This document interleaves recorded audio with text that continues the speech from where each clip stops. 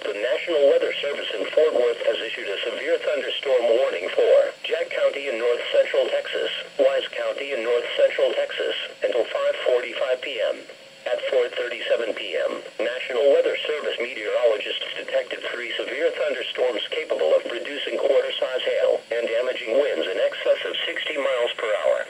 These storms were located 3 miles northwest of Decatur, 8 miles east of Jacksboro, and 5 miles northeast of Bryson, moving east at 25 miles per hour. Severe thunderstorms will be near Jacksboro around 4:50 p.m., Boonville around 5:35 p.m., Decatur around 5:40 p.m., Bridgeport around 5:45 p.m. For your protection, move to a sturdy shelter until the storm has passed.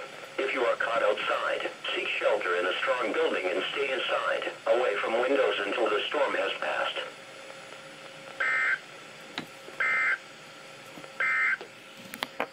The National Weather Service